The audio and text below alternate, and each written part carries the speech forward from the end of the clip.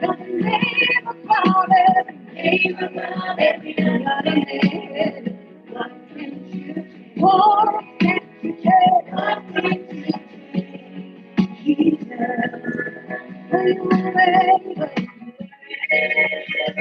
great and mighty, you are able, Jesus.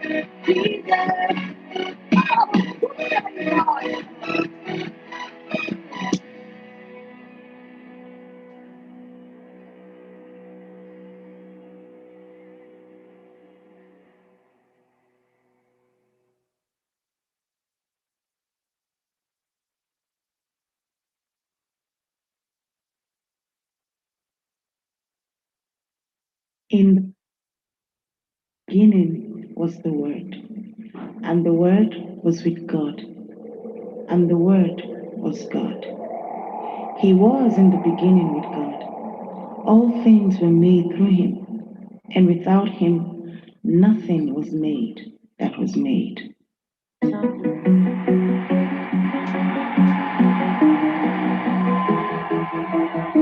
What can't you do, Jesus? Let's go!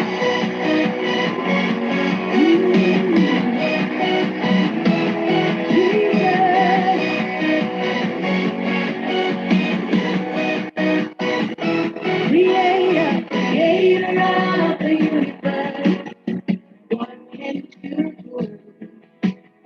What can you do, Jesus? Somebody say, name above every other name. Oh, what can you do? What can you change, Jesus?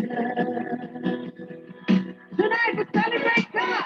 Come on, Jesus.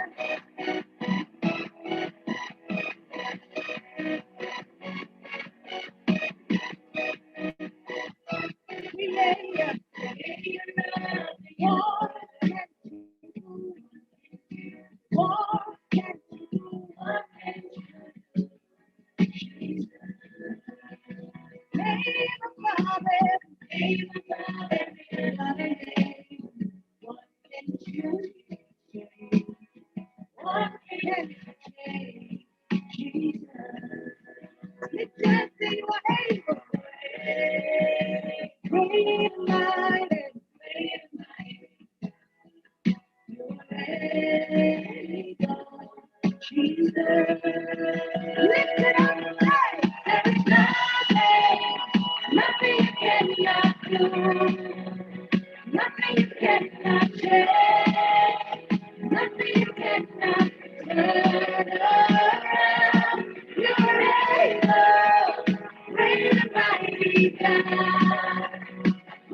Trust in God, you're able. We have to sing our God. Come on, put your hands together. Ah, hey, put your hands together.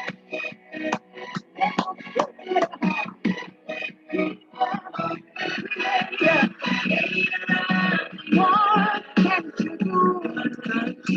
What can't you do? What can't you do?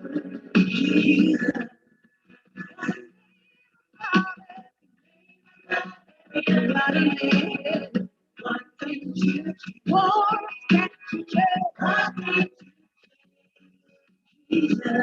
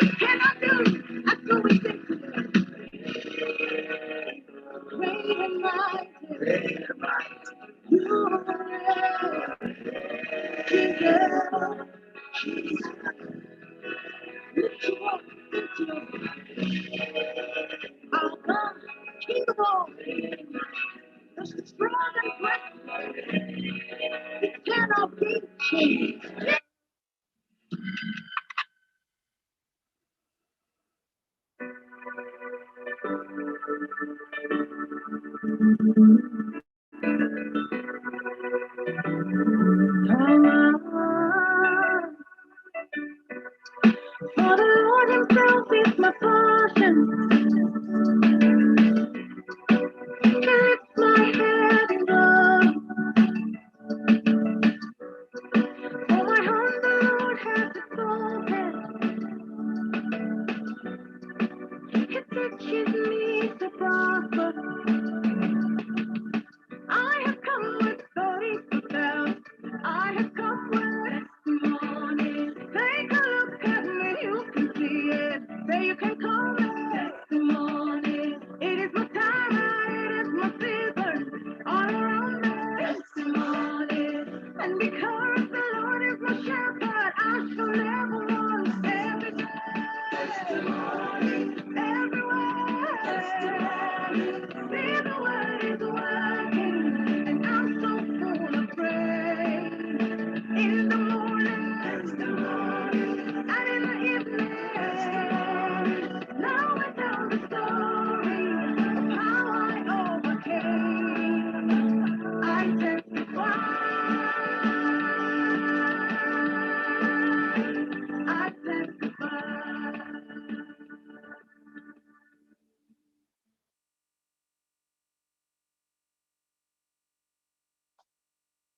Hey, good morning. What a beautiful day. What a great day to be alive. I don't know who this morning is coming for a testimony. We say that God is able, wherever you're connecting from. This morning, we declare your day is blessed with testimonies. Whatsoever you're going through in your life, this is the day for turnaround. It's your day of new beginnings in the name of Jesus.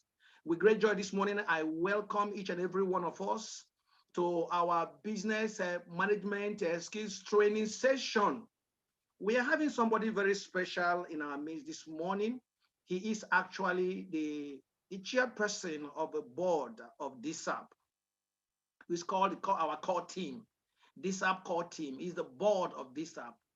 Patrick Olide is a multi-talented young man. You will see him and also he's a bundle of humor. I expect that today we shall have a mixture of knowledge and humor. So it's my great privilege this morning as I welcome Patrick to come up stage and take over and speak to us. Yes, Patrick, you're welcome. Thank Go ahead. you. Thank you very much, Pastor Paul. Thank you very much. And good morning to every one of us. Thank you very much, Pastor Paul, and congratulations to you and the entire team for a fantastic job that you continue to put out there. We're sincerely grateful for this great work that you continue to do. It's our prayer that God will continue to bless you and all that is yours. Good morning once again to everyone present on this call. It's an opportunity to be here with you. I'm aware I've got a very limited time, so I will go straight to it. My first question to you is, and I would like you to please put your responses in the chat room. Do you think we have essential management or business skills?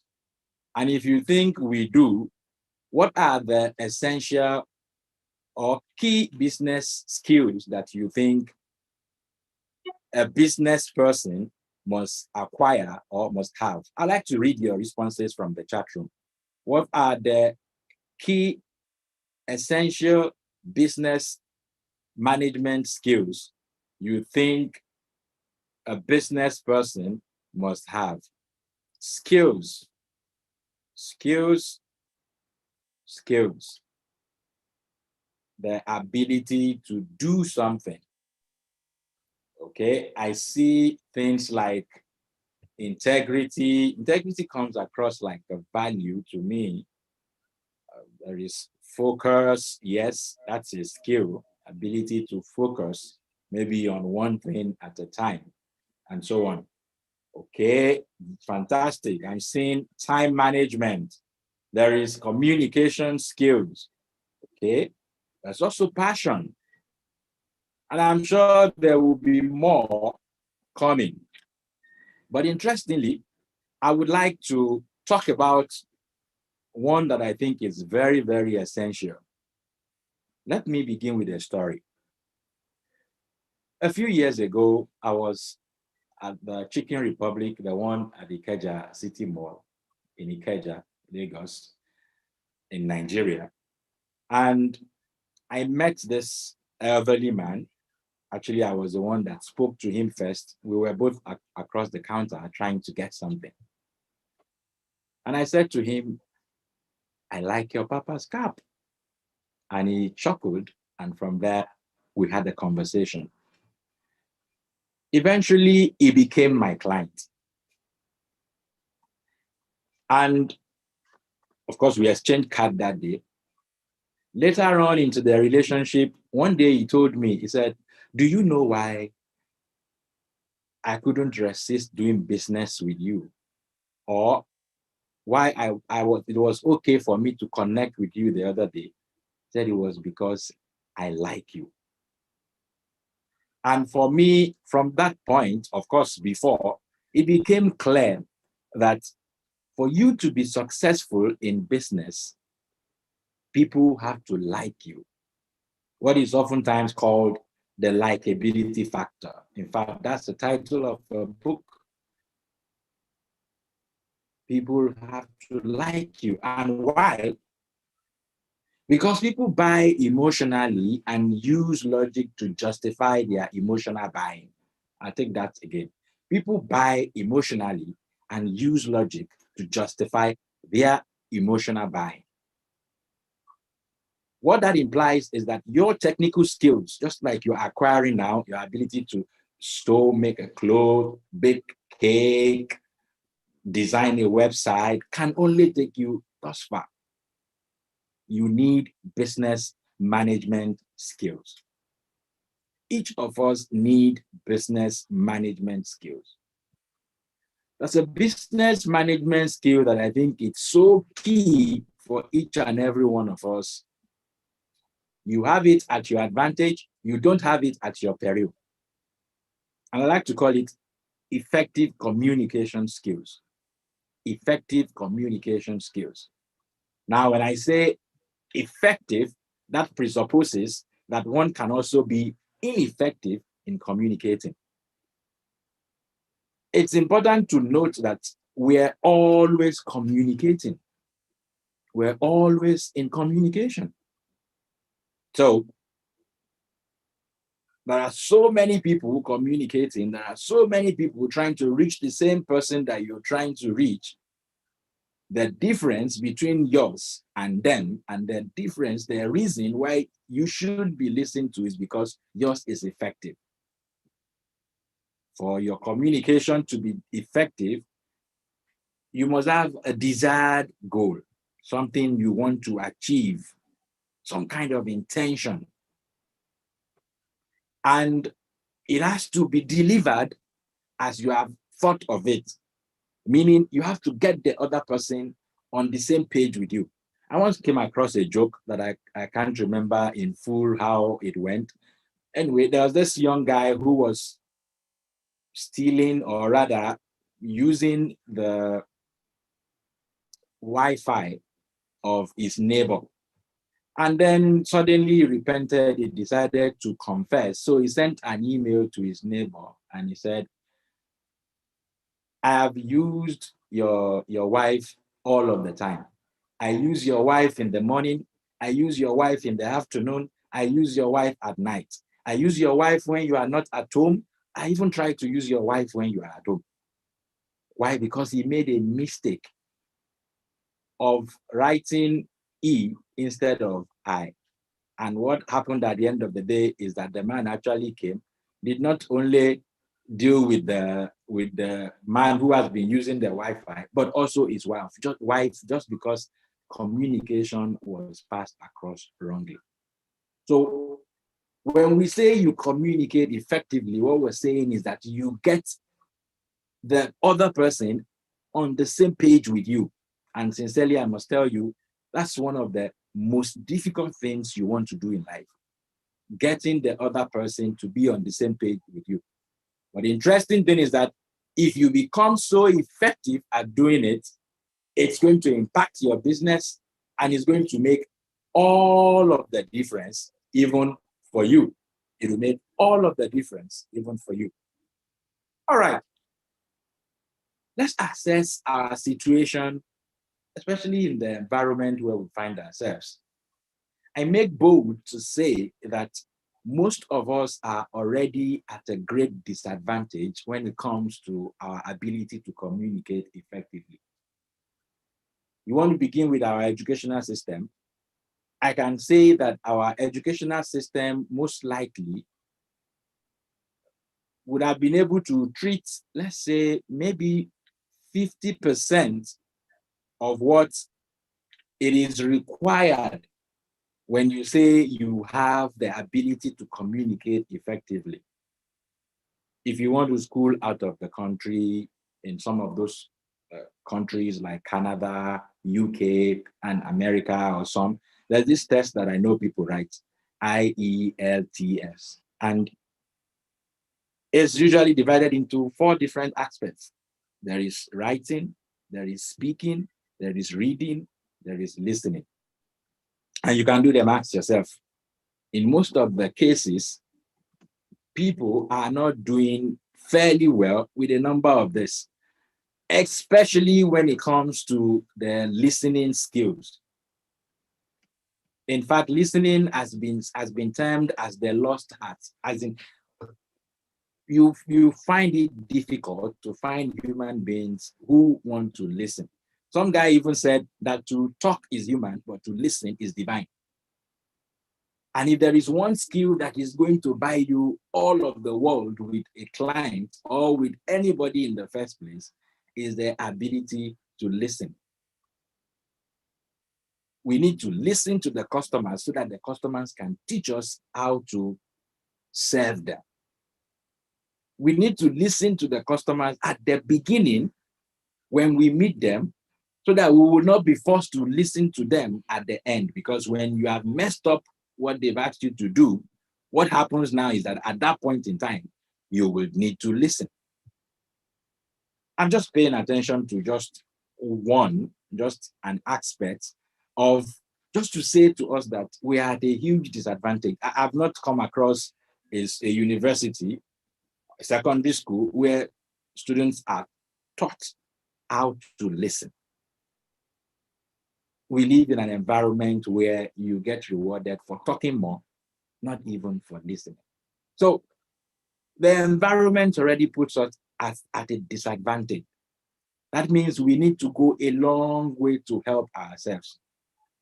We need to learn how to listen. And sincerely, I must tell you, even the whole of today may not be enough to exhaust that topic. So I will encourage that you do some more work on it. Okay. Still talking about communication, I'm going to share something that I think it's subtle, but it's so impactful that we need to pay attention to. Is the fact that communication is divided into verbal and non-verbal communication. So when you talk about the verbal communication, is what you're saying out of your mouth. And it has been, research has shown that is just about 7%. Interestingly, your non-verbal, it's about 53% of what, and the remaining of what you have is your vocal variety, the color you bring into your tone. Sometimes you speak so low, maybe to make a point. Some other times you raise your voice. It depends. When you are annoyed, we know in your voice. And when you're happy, we also know in your voice. All those things bring color. If you're visiting an office and someone says to you, "Good morning, welcome to our office today. Can I be of help to you?" And then another person is saying to you when you visit another office, say, "Good morning, how can I help you? How can I be of help to you today?" They're saying exactly the same thing, but sincerely, I'm sure you got the message differently.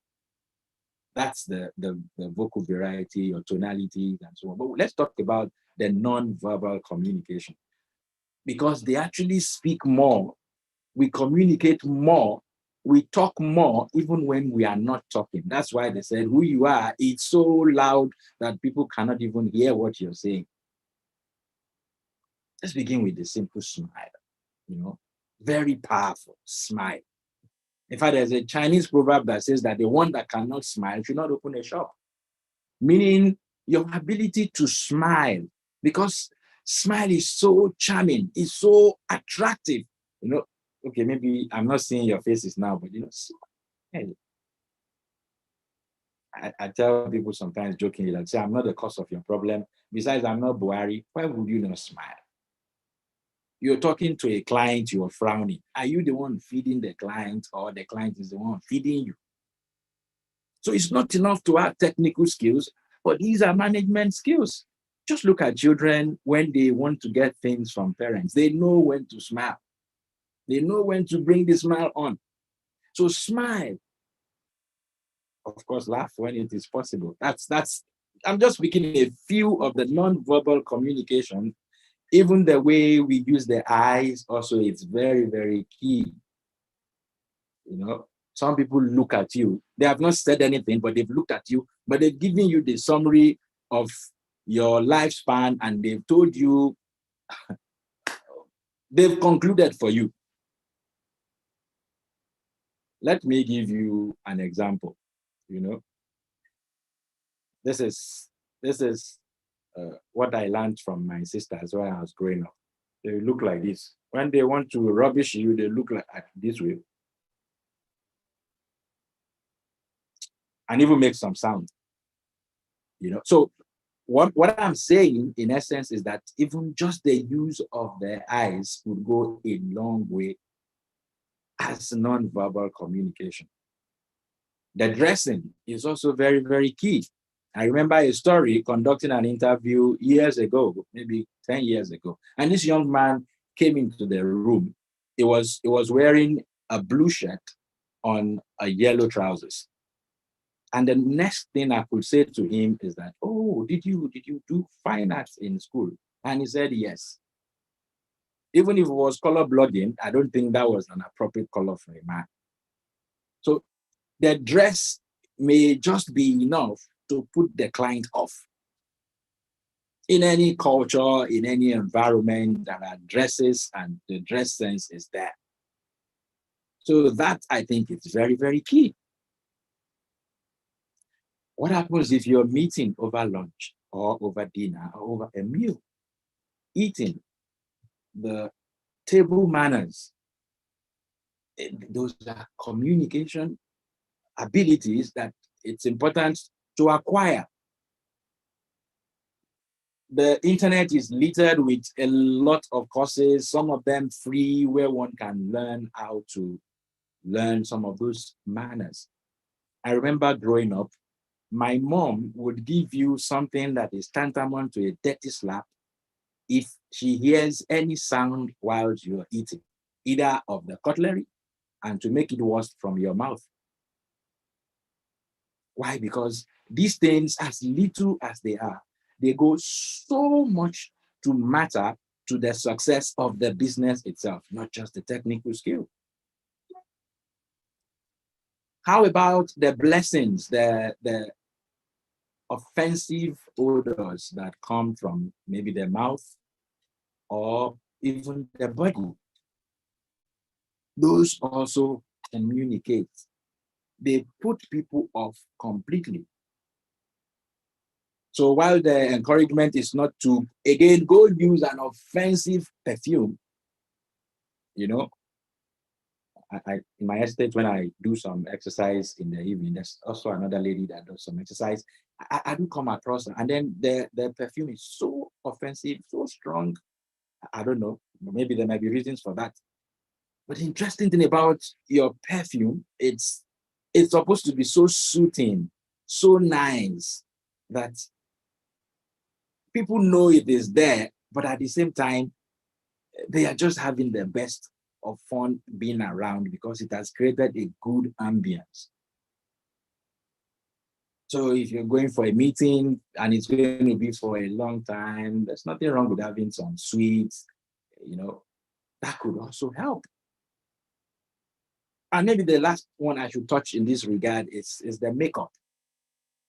Makeup it's very nice because it makes you look more beautiful. It makes you look more interesting. There's a way you make up to go to church. There's a way you make up to go to a party. There's a way you make up to go to a business meeting. If you take a party makeup and apply it to a business meeting, you could be out of place.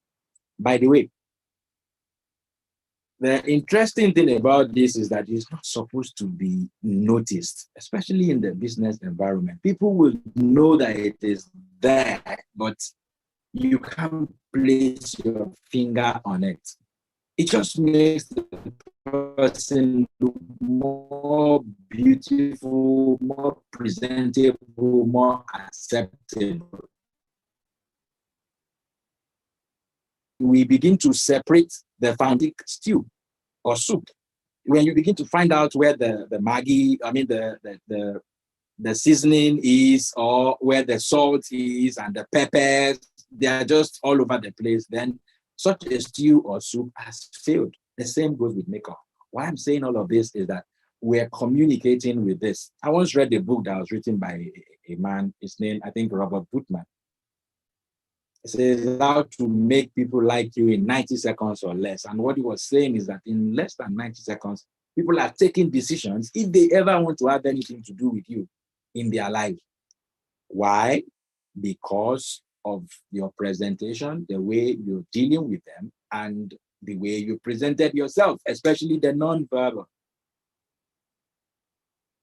More so in the business environment, other examples of non-verbal, it has to do with branding. The business card, also packaging.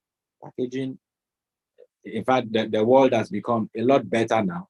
Why the encouragement is not for you to paint a picture of who you are not, but sincerely, to a lot of people, appearance is reality. Appearance is reality. From your appearance, they are deciding what you're capable of doing or what you would not do.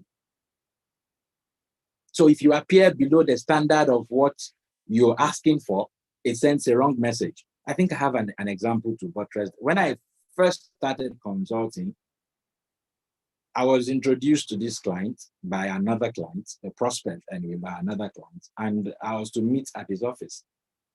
I traveled to his office. That time, there was no Uber, there was nothing of that sort, and I didn't have a car. So I went on public transport. At some point in time, I had to hop on a bike to get to his office because it was somewhere on the highland in Nigeria. After we concluded the meeting, interestingly, we arrived at a huge sum of money, good sum of money for someone at that point in time, because we were speaking about near 15 years ago, if not more. So I stepped down from the building in excitement, and the next thing I did was to stretch my hand to call the next bike person. As I hopped on the bike, I actually discovered that this man was checking from the, and that was the last time we spoke. He didn't come back to me. My conclusion really, because I tried to reach him again, but it didn't work. My conclusion was he must have searched and is wondering, okay, is this the kind of person I want to give this amount of money? My presentation did not match what I've demanded for. Not because I didn't have the capacity to manage what I've demanded for, or I do not deserve it, but I did not present myself in such a way that it will matter. It will sync. There has to be an harmony between the presentation and what you're asking for. So if you have to take something away from this presentation today, is paying attention to the non-verbals, paying attention to the non-verbal communication aspects of communication. Of course, the other areas, I'm sure we can pay attention to them. Before I round up, I'd like to ask you if there's one thing you have learned from this discussion or this little brief presentation I just made now. Can you put it in the chat room? Just one thing that spoke to you in this discussion, in this brief presentation we just had now. To put it differently, what is one thing you're going to do differently? What is one thing that you're going to do differently? I'll be happy to read from you. I'm waiting. Oh, I will sure read out the first 10. So I'm waiting for the first 10. If there is one thing from this brief presentation, okay. Thank you very much, Eniola. Dress appropriately to every occasion. Luther, packaging and branding. Yes. Okay. Be intentional about my non-verbal communication. Yes. Taiwo said, listen. Yes, listen, listen, and listen. That for me is very, very key. Good communication skills are not negotiable. I love that. Thank you very much, Linda. That's a beautiful way to put it. The need to pay attention to my appearance and presentation. Yes, it's very key. It's part of communication. Communication goes beyond what you're saying. Communication is key to every business. Yes, I agree with you, Additional. And then non-verbal communication is very important. Yes, be intentional. Love that. Be intentional about your dressing to work on my non-verbal communication. Beautiful. Thank you very much. Thank you very much. And my apology if I'm not reading for the rest, because I like to get us to the point where I can also take a few questions from you. Now, here is my closing. I like to take a few thoughts from Jim Rohn. One of the things Jim Rohn of blessed memory, the management consultant, was known for saying is that success is attracted by the person you become. Success is attracted by the person you become.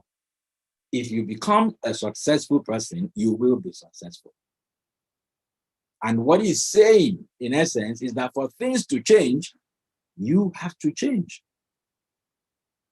For things to change, I have to change. So the first person that has to change, it's me. Another thought from him is stop looking for a better job. Better job is looking for better you. Again, reinforcing the last point. For things to change, I have to change. If my business is going to get better, if my marketing is going to get better, if my approach to business is going to get better, then I have to work on me. I have to work on my ability to communicate effectively. Thank you very much for the opportunity to share with you, and I hope there may be time to take a few questions. Thank you.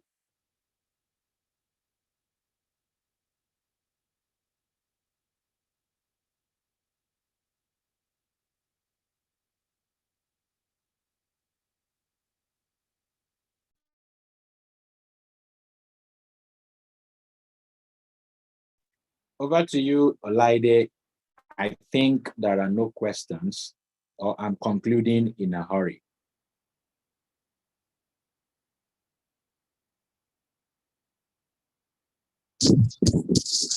Thank you very much, Mr. Patrick Oluide. We really, really appreciate those insightful comments. Thank you for your time. Thank you for sharing from your wealth of experience. We really are appreciative, and it's always a pleasure to have you speak to us and share from your wealth of wisdom. Thank you very much.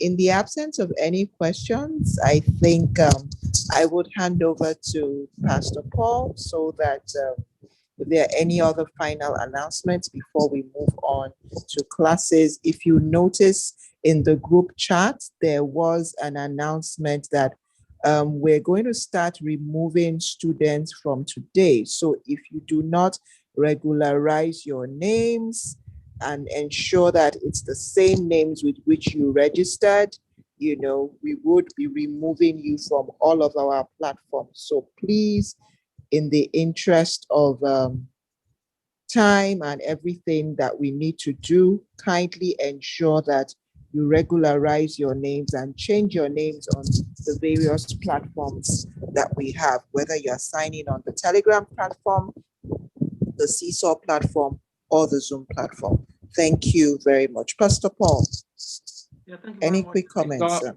question, if you want me to quickly answer it, and then maybe leave a reason for the Okay, sir. Okay, please. Go ahead. Okay, so there's a question Please go ahead, here sir. that says, how do I deal with shyness when it comes to communication? Sincerely, that question is very broad. Why? Because my approach to solving problems is diagnosing to find out what is the cause of the problem or the challenge, if you want to put it that way. If you're shy, there could be a lot of reasons that could be responsible for it.